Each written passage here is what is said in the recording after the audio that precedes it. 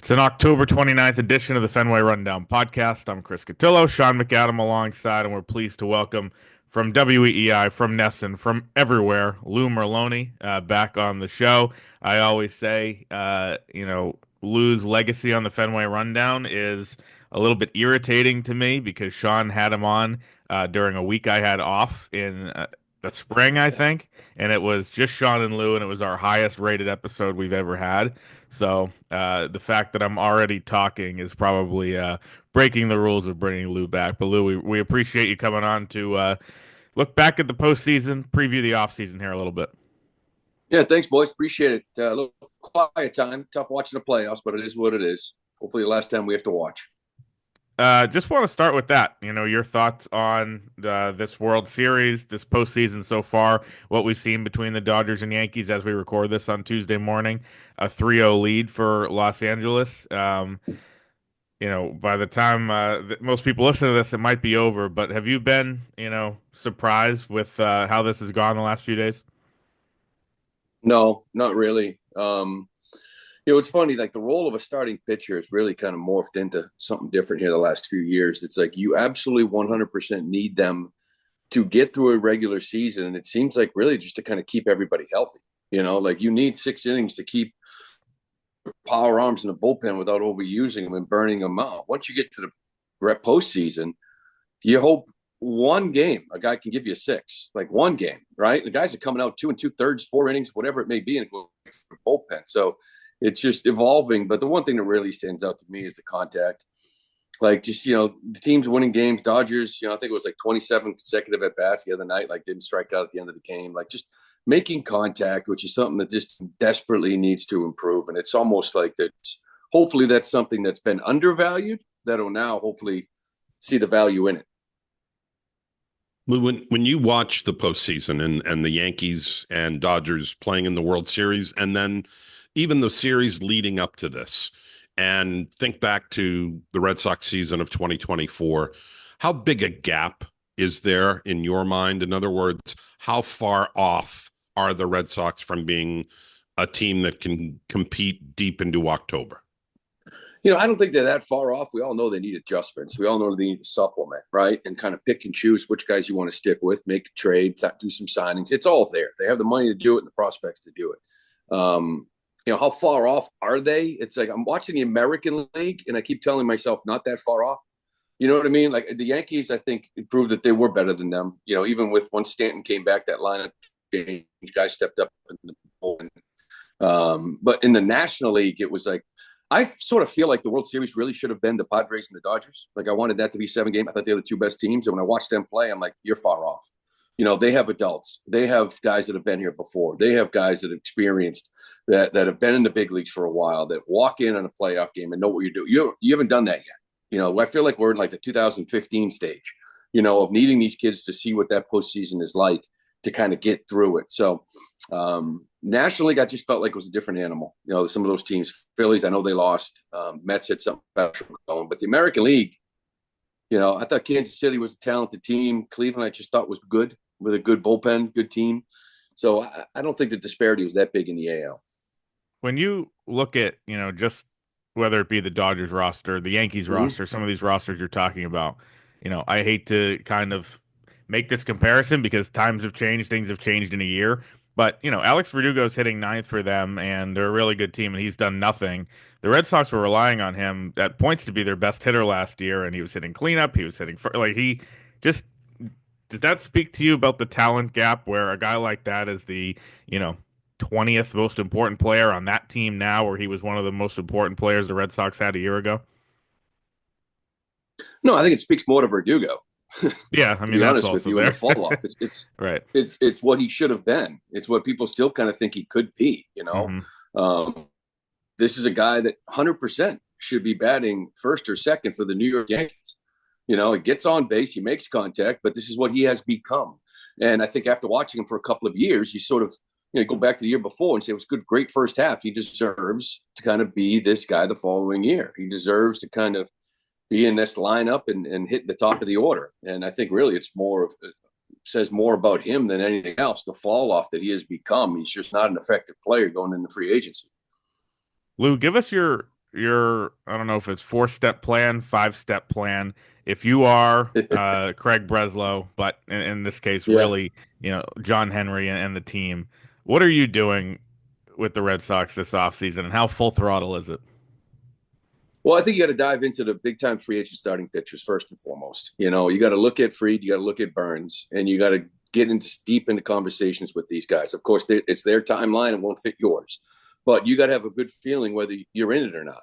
And if you're not, then you go to the trade market, right, for that type of arm. But I think you have to determine, because if you can go out and sign a guy like Max Fried and bring him in here, which is a guy I think I'd rather have than Burns, then you can sort of say, okay, now what, right? And then you can turn around and say, we've got all these possibilities of trades, of whatever it may be, because I do think they have to. I don't think they have enough room on this everyday roster to improve if they just bring everybody back, because it's full.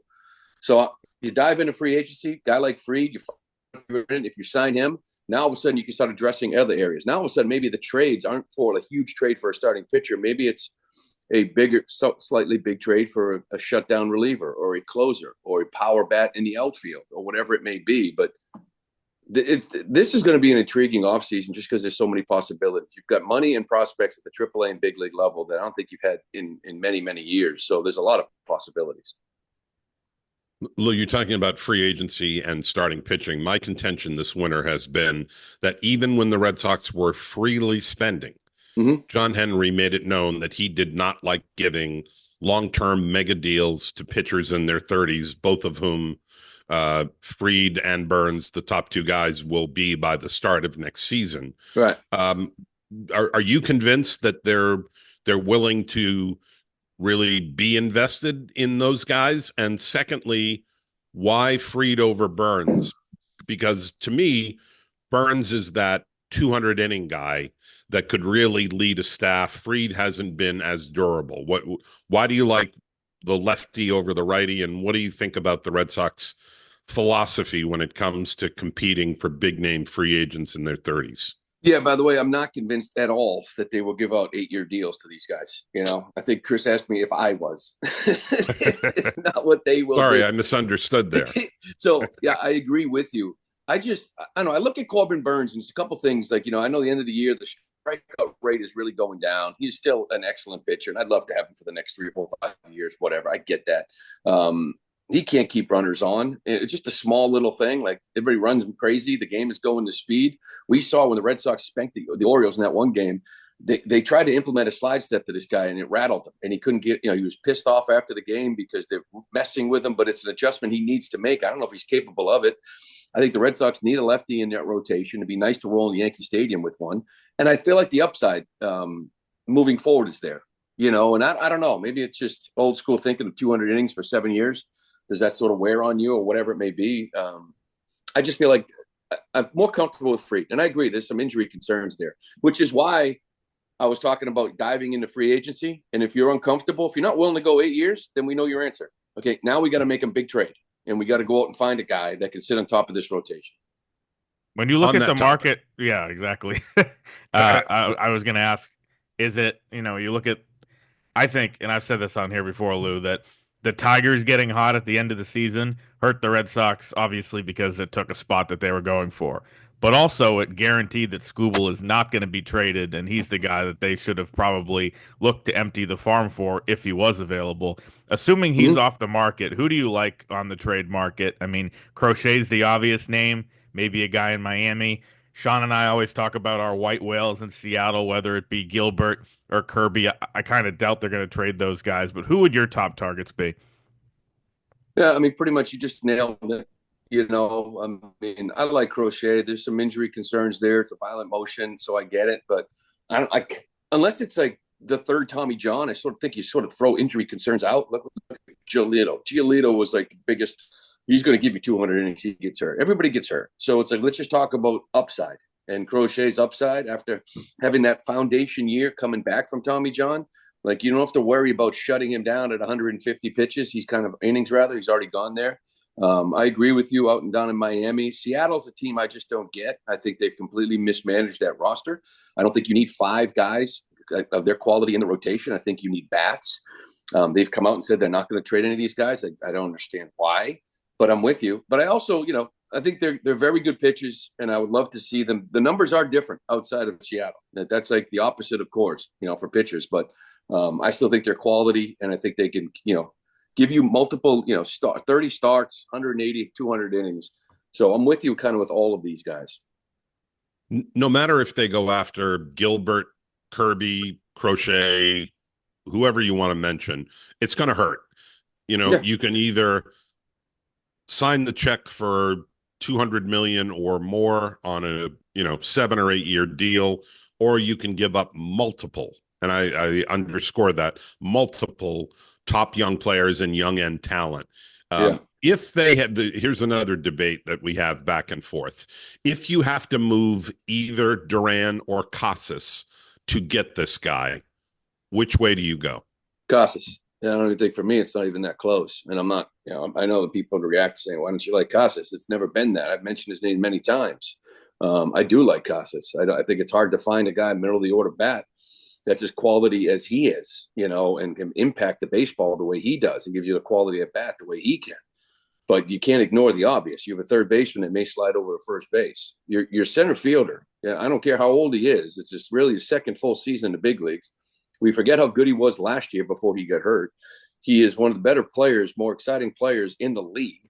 What he finished top 5 in WAR. Say what you want about WAR, but this kid has improved himself offensively, defensively. He's a menace on the base pass. And it's like, people keep saying, like, I don't think his value is going to be any higher. Well, neither was Mookie's when you traded him. You know what I mean? So it's like, what are we doing? Are we trying to collect super talent? And just, that's who they are. I was kind of wavering on the whole Duran thing, like for the last year of like, do you move him? Maybe move him to San Diego, maybe last offseason, right? Without it happened. Now I feel like you can't. You got him for 4 more years. And what's that contract going to be at 4 years of arbitration? 65 million? Like, you can't get a player like this. He's worth 35 million a year, period. So I'm not moving him. So if I have to choose, it's Casas, because I got a first baseman, third baseman that can move to first, and I can go out and improve myself defensively at third. Do you think there's a legit chance that Casas gets moved? I mean, I'm on the side I'd rather keep Casas just because, in terms of trade value, I do think, you'd be selling super high on Duran and super low on Casas at this point, and Casas obviously younger, has the potential. Do you feel like the Casas trade possibility and that the Rosenthal theory trademarked, if Casas moved, Devers goes to first and Bregman or Adames comes in, do you think that's the legit possibility? I don't think Ken Rosenthal thought of that himself. Right. I just don't. Mm-hmm. Like, I don't think Ken Rosenthal woke up one day and said, I think the Red Sox should trade Casas and go get Adames or Bregman to play third base. I just don't believe that. Yep. Listen, again, Casas is a great player. Okay. And I'd love to have a power righty in the middle of those two guys for the next 6-7 years. Okay. There's no question about it. Availability is important. Last year when he missed basically the month of September, this year we know what happened. If you go back in the minor leagues, he played 80 games in 2021, played 75 games in 2022. This has been an issue for him, and I'm not saying he's injury prone or labeled right now, but if he gives you one more season of 90 games, 95 games, it's him. And that's how everybody would view him. I mean, it's, you know what I mean? So it's like, you're at a point where if you keep him, you got to have him. You got to have him for 145, 150 games. You have to. Or it's going to be like, well, if he was healthy all year, how long are we going to do this? It's been 4 years. Last year was the healthiest he's ever been, and he missed the month of September. Well, 2 years ago. You know what I mean? Mm-hmm. When we talk about, we talked earlier about contact and how the Dodgers, and to a lesser extent the Yankees, they were, I think, 1 and 2 in terms of putting balls in play during the season. The Dodgers have obviously done it far better in this series and in the postseason in general. How realistic is it, Eve, that you can get established major leaguers or young major leaguers to stop chasing, be more patient, and make more regular contact? Or do you have to start thinking about really churning that roster and looking for different guys to carry out that contact? Yeah, I don't think it's a complete overhaul of a roster, right? But we saw in 2022 they struck out too much, and they saw Casas in September and said he's a quality at bat. We know Verdugo makes contact, gives you a quality at bat, and he does. And they went out and got Yoshida. because of his bat to ball skill. They went out and signed Justin Turner. So they didn't overhaul the roster, but they brought in two guys that make contact and give you quality at bats. Well, you replaced Yoshida with O'Neill, and you replaced Justin Turner, I should say, with O'Neill, and basically Verdugo with Abreu. So you went from guys that struck out 14% of the time to two guys that struck out 30. So that's not an overhaul, and you knew you got Rafaela coming in. I think young players. It's not like there's never been a young player that's kind of over the course of time in his career kind of controlled the zone and swung in slate. So it can happen. Can four of them do it? Probably not. Will there be somebody in the next year or two? Sure. So I think, to me, it's always personnel. It's just, you want guys, you want to be a better defensive team. You can't turn Emmanuel Valdez into a Gold Glover. You got to get better infielders. You want to be better defensively behind the plate. You got to get a better defensive catcher. So it's only so much you can do. I think you can improve slightly, Sean, as you know, you've seen it, but not everybody's gonna. Lou, you talked about the right-handed bat, and that's obviously going to be a big theme. O'Neill's a free agent. There's talk about the qualifying offer, which Sean and I don't think is likely. Yeah. Would you considering the strikeouts, considering the durability? I think you're going to have to overpay to get him for what he is, and he did have a great year, and he gave them kind of what they needed, the power and everything. To me, it's Teoscar Hernandez or bust in that spot, but what do you think about how they handle that big right-handed bat? This is why I say it's an interesting offseason, because I almost feel like they have to pick their lane and do it early, right? Like, for example, if let's just say, because there's every opportunity out there. Let's say they can't sign a big-time free agent, and the stuff we're talking about with a guy like Casas, and maybe you have to throw in a guy like Abreu to get a stud.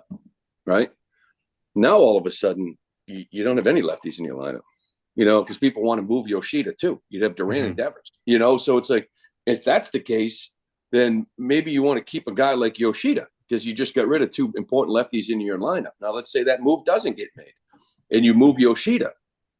I agree with you. I don't think you qualify O'Neill, but if Yoshida ends up getting moved, then I think O'Neill comes back into the picture as possibly that right-handed DH where he could possibly stay healthy. You know what I mean? Give him more at bats and the occasional left field, when he's feeling good, everything else, I get it. But that's why I just feel like they have to pick a lane. Like, is Yoshida here? Are the lefties here? You know what I mean? If the lefties are all here, then you're going to need more right-handed bats. So as a DH, you kind of, I see like 232, you know what I mean? Those sort of things. I don't think you qualify him, but you continue to talk to him and see where this offseason goes, I think. You don't like Teoscar as an upgrade there? Oh, no. I'll get back to Teoscar. I wanted him last year, and it's funny because I think back and I remember when they were going after him, it was like, he even said the Red Sox need to make a deal for this to happen, because I remember thinking, you just traded for O'Neill. He's in left, Duran's in the outfield. You want Abreu, you want Rafaela. Where the hell did Teoscar play? So obviously there was a trade for somebody that fell through, right? But he's definitely a guy that I would love to see in left field for the Red Sox, or right field, whatever, probably left field. DH, whatever. I said in one of our preview pods early in October that if I'm making a big free agent spend, it might be, Teoscar is one guy I definitely wanted, but Tanner Scott is one that I 100%. think fits this roster perfectly. As you look at the bullpen, do you think that he's a guy that they're going to go after? And do you think that my theory is they have enough in the way of righties between Slayton, Hendricks, and Whitlock back there that if you're going to make a big investment, go on the left-handed side instead of cycling these guys through like they have. How would you attack the bullpen? Yeah, I'm with you here with Tanner Scott. It's interesting, right? Because a team that doesn't believe in spending, starting pitching, it's like basically around the game of baseball, like the riskiest signing is really the bullpen arm sometimes, right? Because it's just so volatile. Like every year, one guy's great. Next thing you know, the guy can't get anybody out, then he's great again. There's guys that revitalize their career all the time. But this guy here, you need stuff. And the lefties they had, I guess they had some power, a guy like Boozer, and Bernie did a great job, but it's location. You kind of want to see a lefty or any kind of arm come in here and just miss once in a while. But his stuff is so good, it doesn't matter. And that's kind of where Tanner Scott falls into play. And with the unknown to say Liam Hendricks, Scott, your closer, all of a sudden Hendricks pops. Now you've got, an eighth and ninth inning guy to go with Slayton. So I think that guy like Tanner Scott, that big lefty, that's going to have to be the big improvement, to go get one of those types of guys and continue to funnel in others to help improve that depth in the bullpen. We talked about swing and miss in the lineup and how there's too much of it. Yeah. Seems like that's also an issue in the bullpen. On the pitching side, there's not enough of it, where you don't have guys that come in and get swing and miss, keep the ball from being put in play in the last couple of innings. We saw Cleveland's bullpen, a bunch of deep 23-year-old right-handers that nobody had heard of back in July are coming in throwing 97 and 98 against the Yankees in the division series. There don't seem to be those arms close to being ready in the system. So in addition to a lefty like Scott, seems like they got to get deeper with their relievers too, right? Yeah, and that's the one thing to really notice when you watch the playoffs. The balls it takes for relievers to throw strikes. You know what I mean? Like you're like, I better have really good stuff in the zone, because ball one, Yankee Stadium's going nuts. Ball two, Dodger Stadium's going nuts. And you got somebody out there that's like, damn, I don't have the stuff to get this guy out in the zone. Next thing you know, it's ball three. We've kind of lived that with some young relievers in the past. And it's like, dude, you need just a man. And that's the one thing I always loved about Martin and Jansen. Like it wasn't perfect all the time, but I felt like if Jansen would walk the leadoff guy, you look out there and he's like, yeah, I've been here, done this before. Whatever. Here comes strike one. I challenge you. I have a cutter. You know what I mean? And I'm just going to throw it. Like the balls it takes to throw a pitch in the zone in the seventh inning, Yankee Stadium, bases loaded, 2 outs, 3-2 count. Do you have that? You need that. You know what I mean? And that's where I talk about guys that have been experienced and adults in the room. And because that is one of the toughest things to do in the postseason when the stress is building. And they got to find it, Sean. They got to find, a guy or two out there, and we'll see if they have another guy step up. Who of the current group do you think has that next step to take? Cora talked about getting everything they possibly could from Slayton last year, and I know he was hurt for a little bit, but otherwise a really good year. He also talks about Zach Kelly. Guerrero flashed a little bit at the end of the year. Penrod, if he could harness his stuff. Like Weissert, there's a ton of guys in that core. You mentioned Bernardino, Boozer. Who do you think is actually part of the foundation when you look at that kind of large group? I actually think of the entire pitching staff. I've felt it all year watching him throw that Zach Kelly is the best stuff of anyone on the team. And that includes anyone on the team, and maybe Houck sinker slider combo. I get it, but can he get over it, right? Can he execute when he needs to? Can he locate? Can out leverage these sort of things? But he's the type of guy that goes somewhere else and ends up being like a lights out 8th inning, 9th inning guy because the stuff is unmatched. 97, 98 with a changeup that's 83, cutter and a sweeper. Like it's just, you don't have it. And to be honest with you, a lot of relievers hurt this year, this team. The guys, they got at the deadline and obviously the injuries. Zach Kelly really hurt them because I think the staff and his coaching staff saw the stuff of Zach Kelly and put him in some big spots. And he just couldn't execute when he needed to. Is it a learning year? Did he learn a lot? Hopefully, because I think he's got the stuff to really take a big step. How beneficial is it to be going into this offseason with a lot of things on the to-do list?